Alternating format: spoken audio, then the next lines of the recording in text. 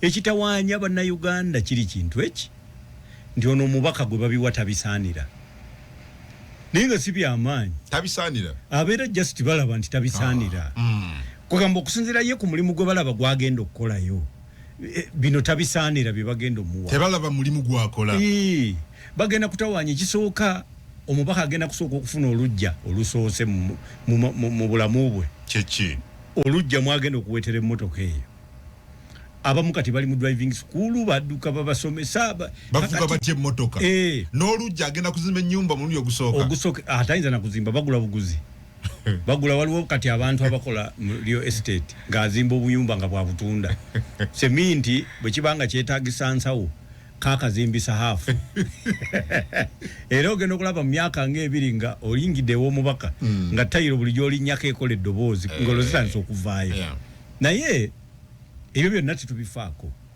nze kyenjagala kiri kintu kimu omuntu ayagala okukulembera banne ateeka okuba ng'ajja mu description gye bayita head gwoba okulembera banno wamikungu wali olabyeyo omuntu yenna nga yasinga omutwe gwe obuwanvu omuntu nga yasinga omutwe nga ye yasingako ku mutwe gwe tosobola kuyisa ne bwowanvu wotya tosobola kuyisa mutwe omutwe gusigala gukyali waggulu kakati n'olwekyo abantu tebeetaaga kulonda na bafuna omubaka nga mumpi nga waliwo ate abamusinga obuwanvu kubanga yalina obbabeera waggulu kikwasaganye ne kyembuuza omutwe gulina kusigala nga guli waggulu description gye bayita head eriwa kati head kakati era kyogezaako okugamba lwaki abantu bagamba nti zino sente nnyingi kubanga ebitundu 7 ku buli 100 ebyababaka ba palamenti emirimu gy'omu palamenti gye bagenda okwadvertising oba gye balanga gikolebwe personal assistant driver editor Hansard deputy editor Hansard PR specialist and ebitundu 7 ku buli 100 ebyababaka ba palamenti abasinze bate tebasobola kusaba mirimu egyo olw'obuyigiriza obwetaagisa they don't qualify kyonga nti bali balina kubanga bayamba bano naye abagenda okubeera abakulu bahead ebitundu 7 ku buli they don't qualify for those jobs tebasobola kugifuna kuba tebalina bisaanyizo ebyo kakati obanga abo ab'ebuyigiriza obw'amaanyi bo bagenda kufuna miliyoni 5 bagenda kufunayo allowance obutonotono kati omuntu wa bulijjo wabuliza ate gwe atayina na buyigirize butuuka bo lwaki gwe wandifunye etterettebwa ly'ensimbi lino kyekitawanya abantu ninga si nnyingi bw'ogenda Kenya ababaka ba palamenti bali heavily facilitated balina ne constituency development fund ya wano bagijjawo nga balyandye but they see value the people see value for that money they feel it's worth it yes omuntu anoonya obululu nga bakirabira ddala bw'agamba nti tugenda kulwanyisa bwavu talwanyisa bubwe naye oyina omuntu gw'otunulira ng'agamba tulina okulwanyisa obwavu bungi mu ggwanga naye nga ku lisiti y'abaavu ye yennyini yalina osookako erinnya lye kati abalonzi bano bwe buzibu bwe tulina ku lisiti y'abaavu yalina osookayo naye akulembedde tugenda kulwanyisa bwavu ogenda kozesa tuuluzi ki gwezotakosanga this guy akugamba nti ayagala kulwanyisa bwavu era mulonde is a victim is not a solution. Yes, is a victim not a solution. So can a victim provide solution? Never. So omuntu asobola okuleeta solution yoyo ayina ekkubo lyatambudde waliko omwavu ye wabuvaamu ye lyekkubo lyoyagala okutambuzaamu abantu bo kati gwe weesigibwa nti ogenda kubayamba era nga kuba ogenda okuyamba si gwe osooka ku lisiti nina babiri bemanyi talinyanga na ku nnyonyi yange kumutandikira okufuna passport engamba kati oyo mutume okubenchmarkinga bamutadde ku committee ya local government oba statutory gundi institutions bw'abeera mu nnyonyi ebirowoozo bye byawuka n'ebya Nandala Mafaabi nga bali ku nnyonyi yemu bagenda mu conference yemu ebyono bibeera biti ebyono byakuleeta ngatto yakubiri esuuti zeeyo zibeera zitya Mafaabi ye aba ayagala ku benchmarkinga policy oba procedure programs eziyinza okuyamba statutory urban centers wano mu Uganda. Oli ali mu suuti zo zifana zitya? Engatto nina okujoga simu iPhone biki ebyo ebiriko kakati check ezeyo za sente ntonoko. Kati ebirowoozo byawuka n'olwekyo n'agenda kulwawo okulembera agenda kusooka bambiye kwerwanako kwetereza naye nga ebudde buyita saawa eno omubaka wa palamenti alondeddwa ayina byagenda okusanga mu ddiiro nga byokya bakugambye tugenda kufuna ettondo erisooka mu pipeline yaffe ey'amafuta mu July 1st.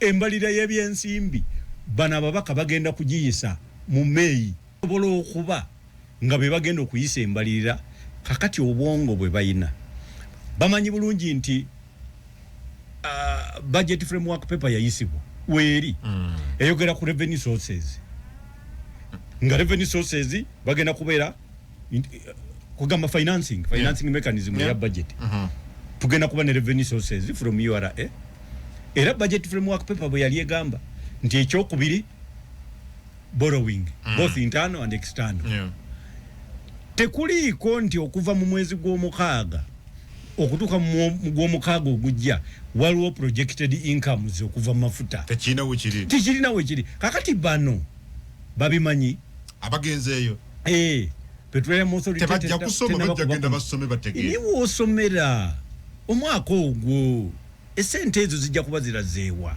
tewali authority Petroleum Authority tenaggwa mateeka akyagayina okukolebwa revenue sharing mechanism teriiwo for now tenaba kuteekebwawo tetumanyi bulungi central processing factories ziri bbiri wajja kubaawo ekola crude agenda mu pipeline nekola agafa aganasibira wano naye tewali metering procedure temanyiddwa revenue procedure temanyiddwa okuva mu UNOCO okuva mu TPDC revenue sharing formulas tezimanyiddwa okuva mu community host communities kubanga kati mu Buganda pipeline eyitamu neyita ludda weeyo kakati abo bonna bafuna ki omubaka wogwe walonze njagala weetunuulire weebuuze binabimanyi okubettoki mubaka gwe walonze will he be able to articulate issues no conceptualization bino ajagenda okuzuka ng'ogwo mwaka gw'amafuta guliiriddwa naye ntamanyi gulaze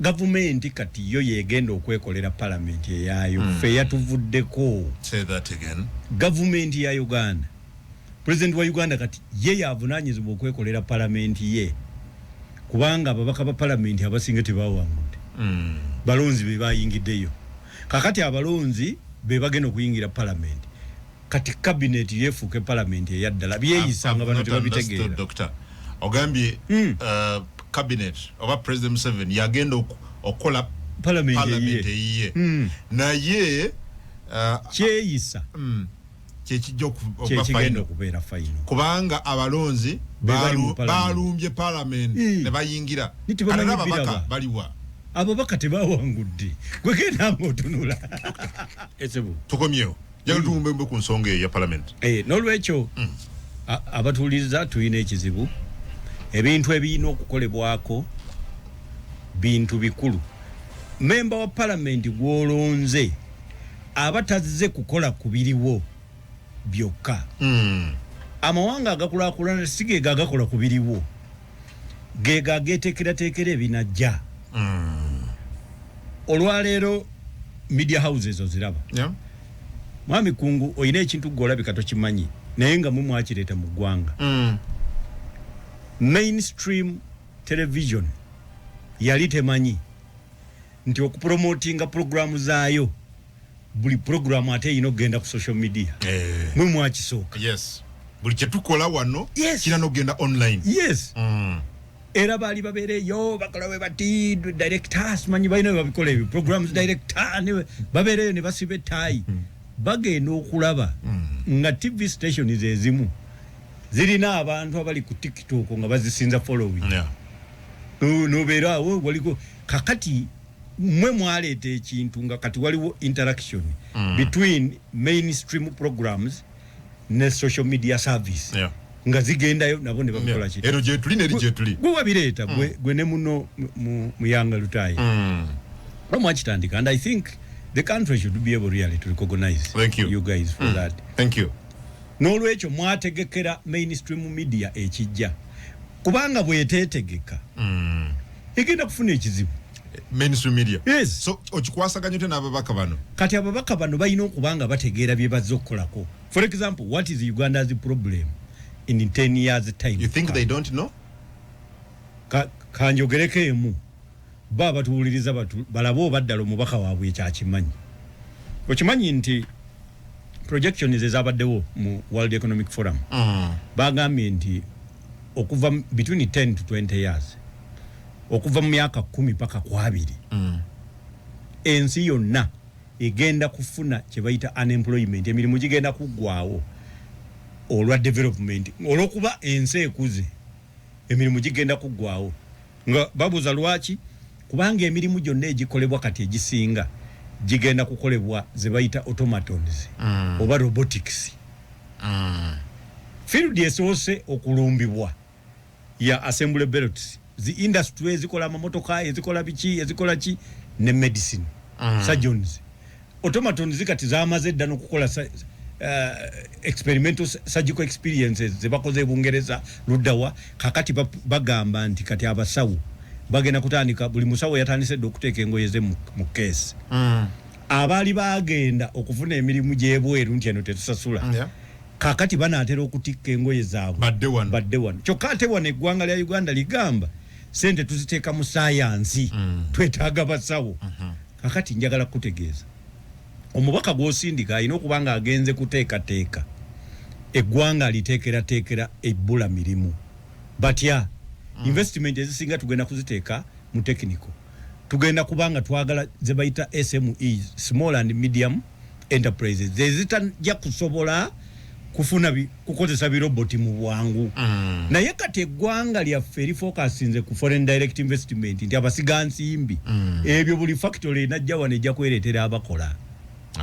So n'olwekyo tulina obuzibu obwo nti omubaka we alina okujja ng'ategedde nti mu budgetary estimates ez'eggwanga tulina okuteeka mu cost ya AI.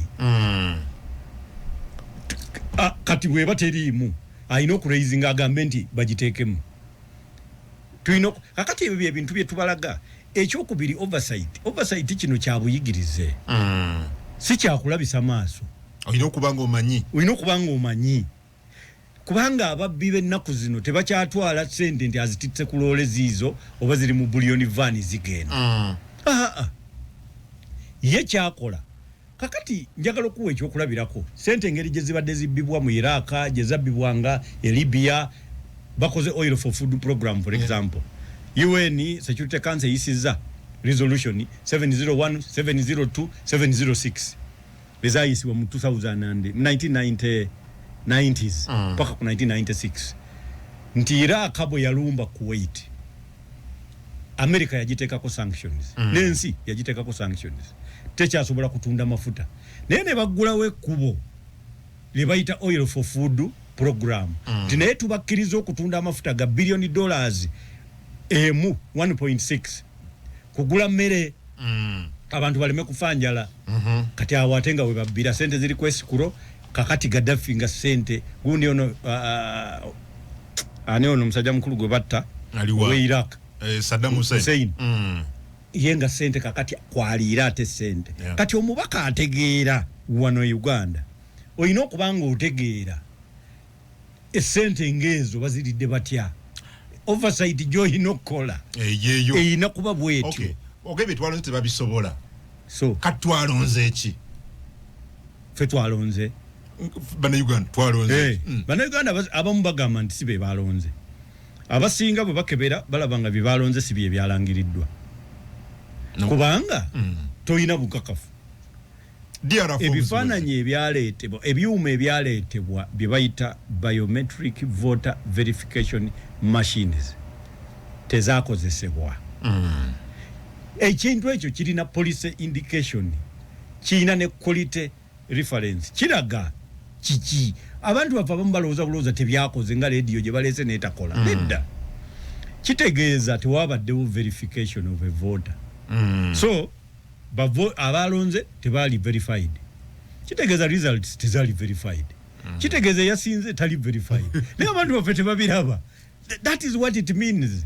Kati naye Munnayuganda ne bw'omugamba nti lengera enjuba mu kifo ky'okukeberayo gy'omulengeza obudde bumala akebera ngalo yo bwefaanana oba yekyamye oba ekoze osonga mu njuba nti bwelengera obudde akebera ngalo kakati Bannayuganda bwe batu bwe bali ate baagala obamalireko obudde. I am not going to be a prisoner of your ignorance. No. Togenda kuba musibe bwa butamanya. Gwe bwembanga byenjogedde tobimanyi, go and read. Gendo some. Nze tompita kujeye uwe wabatamanyi nedda. I paid the price to know. Pay a simple price to know what I have told you. Nze safuna mukisa muntu bimbulira. I went and read. Kakati ate gwe mbikuleetedde ku silver plate mu kifo ky'obimanya. Oyagala gwenze nkwegatteko mu batamanyi sijja kusobola. Okay.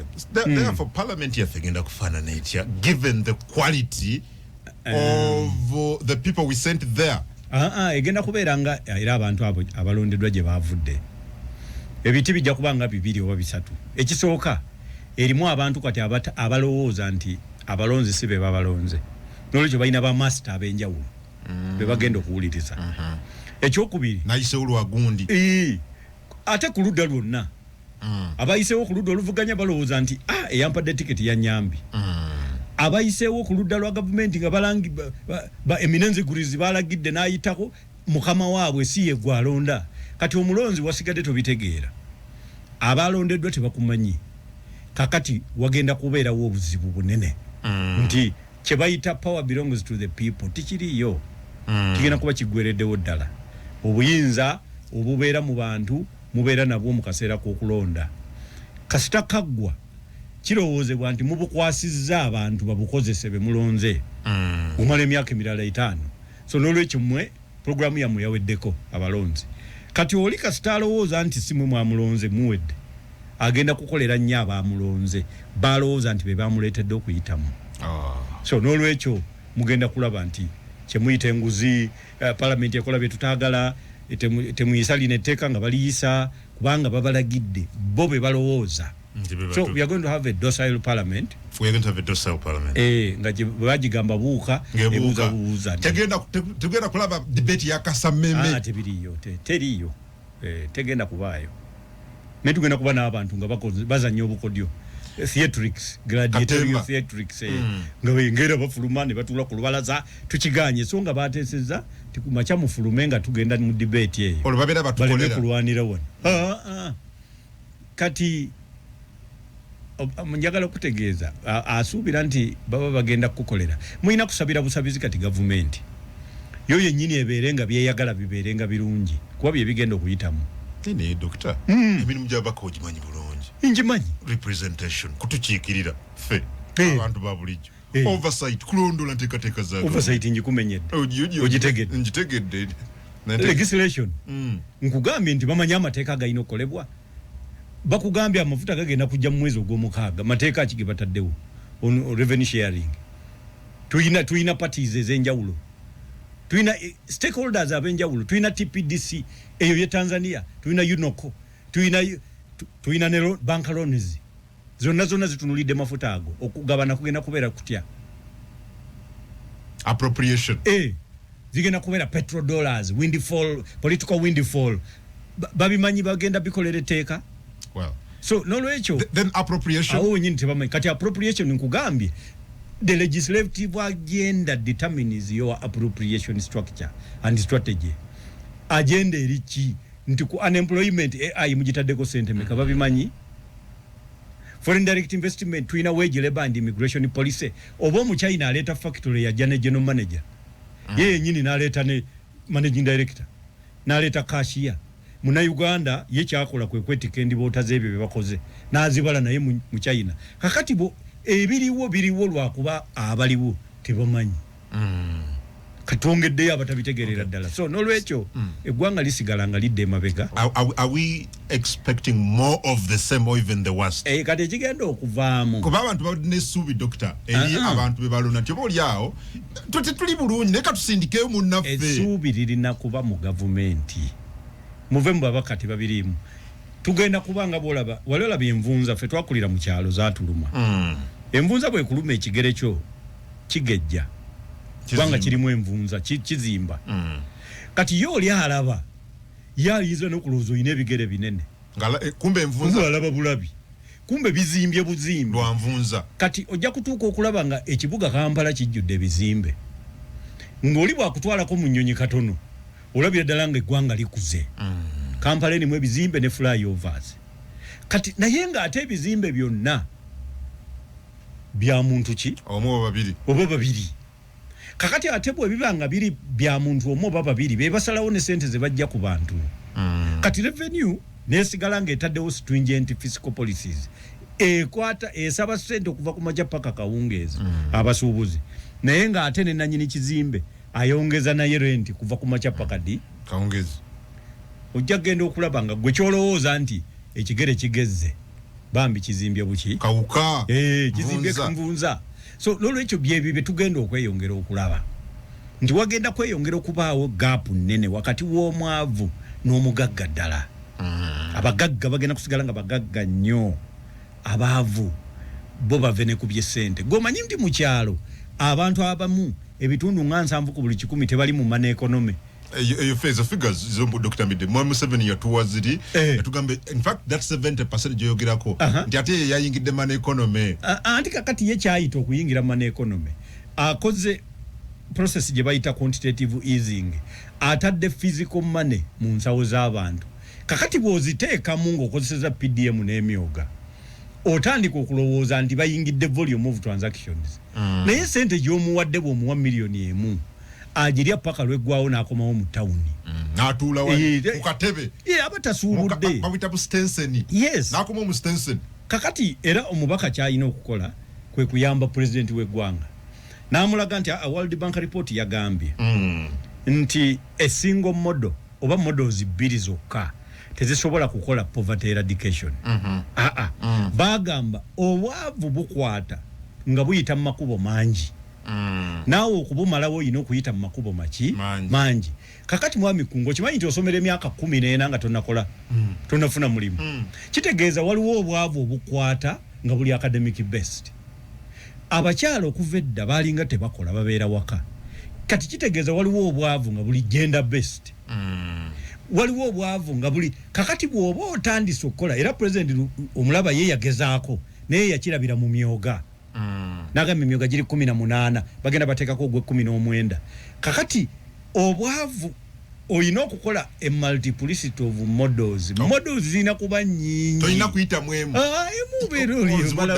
ogambye obwavu bukwatira mu ngeri nyingi bw'oba wakulwanyisa nawe olina kuyita mu mitego mingi ate gyonna girina kubeera field tested oli takulimba mutwakoze report eno eraga gyakoze kati president be bamuwa n'abyogera mu bantu never oyina kutestingira mu field so n'olwekyo programs ebbiri omyoga ne PDM tibisobola byokka obanga agamba nti kati endogo ya netike banga ddene bwerwala njetike reverse tebaawo gwe teweetikka ndogo yino kwetika n'olwekyo kati parliament ekyo kyeba erina okuyamba naye tekikola ereka president yalese emyoga ne PDM ye yenyini neyeetoloola eggwanga bw'agenze kulaba bikoze bitya kakati bw'ajjayo ripooti agiwaani president kati ye bw'aba yanoonyereza waliwo by'olina okwebuuza nga parliament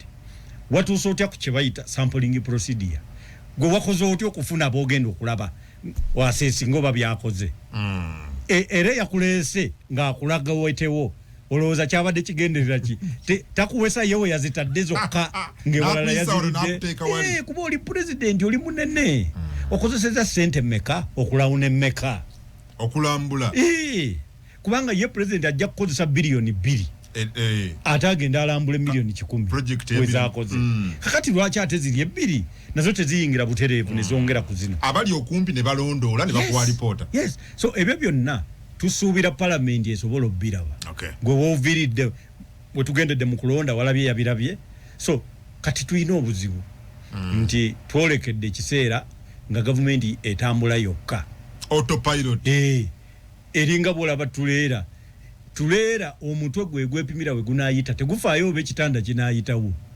kakati ye government okasta kuyitawo that is it kati government wegendo tambula ku radio 4 kati okuvanga 16 ekiro buli mubaka jakuba ali ku Twitter bwati ne WhatsApp kane cabinet neze bulimba zikina soka zifulume omuntu agwa bwati ne bamutwala pressure tubaddeko ngaye mumfu kakati pressure egenda okubaawo omanyi Museveni either mugezi nnyo oba ali lake oba just amanyi bulungi watu tuddu eggwanga lyonna yalikwata liri kuye ya muwakanya tewali era bali buli omwamu lama kigwera kuye waliwo be balimba nti hafe tumusajja tumutwala naye abako musajja tumusobola ebyo bulimba limbe naye omusajja yanyweza ensonga ye kati buli muntu alinda bulinzi bwati kiki ekiva mu ye kiki ekivaamu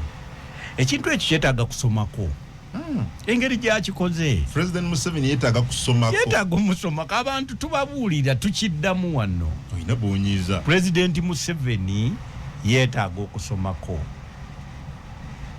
tutunule tugambe eggwanga eritafunangako pulezidenti asukka myaka 10 yawezezza atya ana agenda paka kwana mu 5 nobote gutandika nti yawaddawaddako naye yajja bisanja bibiri ekisooka bamuyoola n'ekyokubiri ne bamuyoola naye ono omusajja ana ate nga bw'omutunuulira Katonda binedda byalabikiranga abantu n'ababuuza nti kikyemba nkuwa kyobo nsaba yayi n'amusaba obulamu n'amwongerayo emyaka egy'obulamu 3 okimanyi nti era agimalako ng'afuga nga kwali ayina obusobozi obusigalako nga kwali singa Katonda wa mwami Museveni emyaka emirala 3 egy'obulamu nga ye president ayina obusobozi okusigala nga ye president akikola atya kakati bye tulina okusoma naye ffe abantu baffe they are too dismissive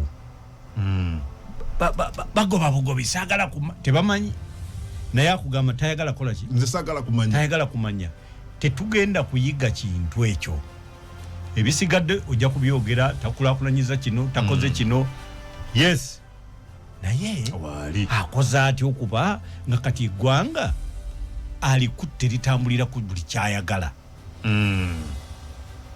ebbaluwa yeemu yokka ate wano mu covid yajoga n'akamala kubanga yatandika okufuga n'atandika n'okufuga n'afugiramu n'amaka gaffe n'atandika notuyigiriza naye kati ate wemba musala akawunga okasala bwoti abantu ndoza beerabidde n'atugamba tutandike n'okuddukira mu nnyumba kati naye ye ekyatamanya eyiye enneneko okusinga ey'abantu abalala ennyumba ng'eyina ekitanda n'omukeeka okubeera amaseffuliya ate kati awoddukirawa ti okola exercise tolina so n'olwekyo naye yennyini yeetaaga asomebweko kubanga President Museveni ono mu kufuga kwe ekyamazima si kituufu nti akozesezza kutta eno tebaliwo mu gavumenti ezitta abantu okusobola okufuga si kituufu akozesezza ki kakati ebyo bye tulina okusoma takozesezza kutiisatiisa takozesezza ku kati ye agasse obuyivu ayina kyeyakola ate abantu baffe betukibayigiriza bo balowooza nti nova kakati twogera bwogezi naye ye president kyakoze kyebayita kyenabasomesa wano abantu baffe Dr. Bulanda obadde mu kuradiola akkiriza mwami Kungu n'embidde mugende ku radio mwogere bye mwagala ne muddayo neeka kuba okulonda kwakoze eki kwawedde n'ebiseera byonna ebyokulonda nabiki ajja bakkiriza naye mu biseera by'okulonda waliwo enjawulo ebaawo nti omukutu gwa radio gwo gwennyini ogwagala ebirango gusigale nga weeguli bagulabulira eyo bbali naye mukyaza nnyo bagundi kakati gwe ogenda okulaba nga tebakyakuyita kati ate radio z'omukyalo ezo zo tolinnyayo baradisi bagamba bigambi gwe program director yaani oyo mugobe akyaza nnyo bali tetumwagalako kati ayagala omulimu naye n'atabakyaza so n'olwekyo akantu ako akaleeta kabanga bwolaba obuugi bw'obukwatako nga buli mu kikopo bwoti kungulu obulira ddala nga bunnyogoga naye ekiyokya kiba munda kati eyo yenkola gyakikozeemu yovola nti ffe ne bwe tuogera nga tubulira international community ti ono musibira mu bbwa ono muki bo tebakiraba era bo bakeberawe bati ne bagamba kakati tulaba eno protection of sovereignty bill kati nkugambye America egiina Russia egiina kakati bo balowooza bye bayina bye binono byayisa so togenda kukozesa kwekalakaasa okimulemesa oba international community ekiyingiremu ogenda kukozesa debate ti Bank of Uganda position yayo eri ki URA position yayo eri ki Bank of Uganda sakitegeera simanyi bagwa kitegeera sajja bavaayo ne musajja awakanya ekintu kya mukama we bwe yali sirise omanyi abo abasajja bali ba professional kakati bwolaba oyo bwolaba professor Nwagaba those are professionals ba professor abadde nga gyali akola consultancy report ne bamuwa $8,000 so kakati bino ebintu yetali nnyo opportunistic nga anoonya ekyokulya nga bannabyabufuzi kati oyo omuntu aba ayogera bwongo bwe so nolwekyo yakireesa akitaddewo ekyokubiri tebamanyi byabufuzi yaba tamanyi impact yakikyaze kola kati yagitegedde butegeezi kati gwe oyagala okutegeera kati era muyite oyakulaba nga taliiwo bulungi yagenze Yugoslavia kati yabadde fule wondi kuba badde basajja bapya so nolwekyo kyoyina okujjamu ekyo nti twandiyize nnyo ku kyayogedde oyo amanyiddwa nti si munnabyabufuzi ne tuyigirako ddala ki kye twandikola box teyongerako kati abalonzi ogwo omulimu mwagumala naye kakati ffe twagala bano abalimu abamanyi ensonga zino bawulirizibwemuko okusinga abatazimanyi kati ebbago lino bwe liyita ba stakeholders bannayuganda bamaze ebbanga baliwakanya baba basigaddewa banka enkulu ya Uganda banaddiini abo kati kusaba wanga banaddiini abo nze ngenda mbajja nnyo mbirowoozo byange sibalaba nnyo oludda lwabwe ku nsonga eziruma abantu bo balowooza nti omulaba ali omu yekka sitaani ni sitaani tusookere ku bano be tuba tulaba kati lino biiru eno eruma n'okusinga sitaani ne kakati gwe okuddira omuzimu nga omuzimu tekitegeeza omuntu eyafa otandike omuntu omugobako omuzimu gw'omuntu eyafa nga waliwo omulamu kati baabo nze bannemesa nze sibategeera bulungi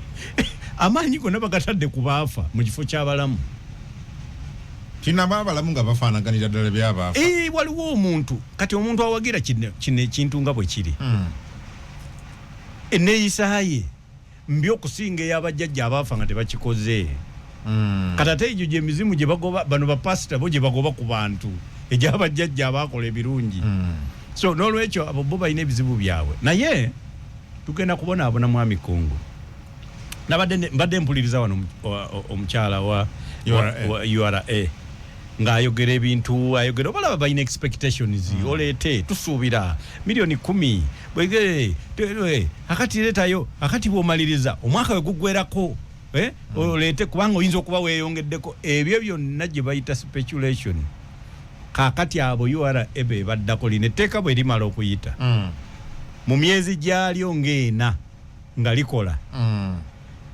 URA bagenda tandika okubakwata president agenda tandika okubavumirira nti balemeddwa omulimu gwabwe kubanga ssente zigenda kukendeera okukamala mbadde nkebera wano individual retirement accounts zigenda kukkirira nnyo remittances okuva ebweru zigenda kusalibwa tubadde tufuna billions nga 2.5 eza dola omwaka billions 2.5 yes ezo nazo kaputi tugenda kufuna gye bayita currency depreciation sente yaffe egenda kujeebulwa nga terina maanyi kubanga tetukyalina dola eveeri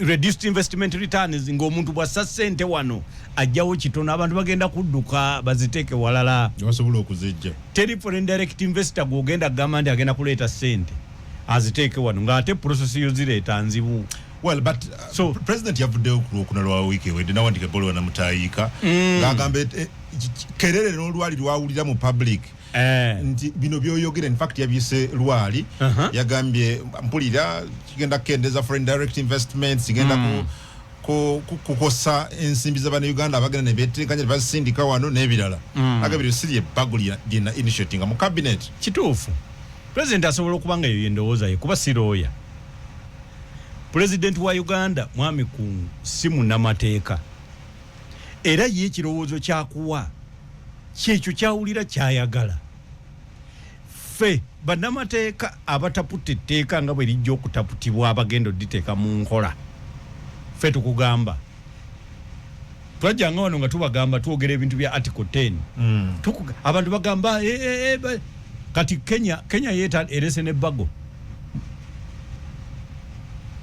area registration and citizenship for stateless persons. Wano tulina bannayuganda tebalina nsi n'ensi tekimanyi bali muno naye tebalina nsi kakati omuntu eyakola etteeka ekyo si kye yagoberera naye kyekyavaamu oba okitegeera kakati president wa Uganda asobola okuba ye sovereignty protection of sovereignty bill eno yayinza okuba nga angoye ebadde nga ye Russia wane Russia egirina act eyo yo yagireeta nga eyagala kukabinga oba kulawuna kufeffetta aba bakolera foreign interests wanga bo kakati abo balina KGB balina ki bagamba America ebakola ki ebabega ekola ki kati Russia eyo ye interest yayo America kubanga yo Russia teyegomba gwe kungu kutwala esente mbo investing sibye baagala their alternatives are completely different, their aspirations and persuasions are different. Kati America yate eina sovereignty acts ziringa mukaaga waloje yakola nga yeyo Holy Sovereignty Act yeyo nti singa omuntu yenna afuuka papa nga mu America bamu exemptinga batyo omusolo eyo ne bagikola ne bakole ekola protecting businesses za America ne bakole protecting states ne bakole protecting America from World Health Organization guidelines nga teza applying with equal force tezijikaka kyeyagala kyekola fate yaffe wano ate fufugaza banna Uganda zirizo naze nkubulidde zifufugaza ba foreigner okuyamba bannansi baabwe obo kitegeera yo America bwe gamba nti America's interests kiba kitegeeza ba America Russian interests kiba kitegeeza ba Russia kati ate no bill Uganda's interests kitegeeza interests za government seza muna Uganda shingeza kukulaga kakati president yebo aleta ekintu ekyo alabira ddala nga interest ya government bambi ey'abanna Uganda atenga fe interest y'abanna Uganda fe kwekolera onatugabira sente onatuusaawa ogenda tuka ekiseera ogende kugombolola nga naye tumanya ndi kusaawa 7 bakuba ekidde abantu ne basimba emmere babagabire emmere tikisoboka so fe kyetugezaako tumulaga nti eri esobola okuba nga si yali intent si yali purpose naye ye effect tukugamba jamu eyo biru etteeka eririwo limala gwe bwobanga obadde oyagala banna Uganda bafuuke sovereign kitegeeza balina okuba nga bamanyi bakiyita relative political maturity of the masses balina okuba nga basomeseddwa ekimalira ddala bo okwesalirawo ebintu byabwe kati ate ogambye nti abaleeta sente z'obasomesa mbakutte ate tutaddewo no authority okoze nti department emu ekola ku byokwerinda ate yebekebera sente z'abazze okuinvestinga kwegamba president wa Uganda abakoze biiru eyo waliwo akagambo mu Lungereza ke bayita fifth columnist abantu abamu balowooza nti oyo abeera munnamawulire naye si kyekyo fifth columnist oyo abeera sabutua abeera nga agent provocatoire abeera nga omuntu akulira munda abawandiise biiru eyo nze nina okukkiriza nti candidate wange kati agenda okulayira bamuliira munda kyovola bwe yakayanye mu bbaluwa ye nagambye yiye kituufu gwe ebyo si byoyagala kubanga ne campaign naliko ng'ebyo si byoyagala kati oyinza okukeera mwami Kungu nogaa nti president wa Uganda azokukate asula teyeebase nga anoonya ngeri kiba na Uganda gye baba tebafuna sente sisuubira ate waliwo ayagala okuba n'abanna Uganda abaavu kati goyinza n'okugamba nti asula teyeebase ng'ekigendererwa kye wanaaza okukira nga sente ya Uganda egudde ebbeeyi. Kakati kitegeeza akoze etteeka lino nga livaamu ekyo katawagira ye amulwana ebyo bye tulina okutunuulira. Well, kati how about, because my question was what about the memoranda and all these other stakeholders our interfaces in the committee, out of the 53 only 3 supported this bill, so where does it leave their thoughts? Tewali kakada ate kirala ndabeera ne mu mind reports zinezimu omwagambe nti ne time banaye temaze ebintu nga bidduse tupapye nnyo tugoba ki twagala ki. Why didn't we give ourselves time? In fact, the honorable Bet Numbers again the parliament and see parliament esembyeyo parliament ye 12 na yejja lwaki twewadde budde president yennyini gundi yazedda guideline yafulumye dda tewali minister olunaku olwaleero akkirizibwa committing government ku nsonga yonna kubanga bangi Sachula yafulumye yafuluma luli si jobe yabadde nga abasiibula yali yafuluma last week ndebiri tubaliriza okuva week ewedde tewabaddewo minister akulimba ndi ateeka omukono ku ndagaano ekyo kibadde kifu kati obanga cabinet yo yalekedde awo parliament efaaki omulimu nze gwendowooza parliament gwebadde ina gwakubeera prologue dibagijje weegende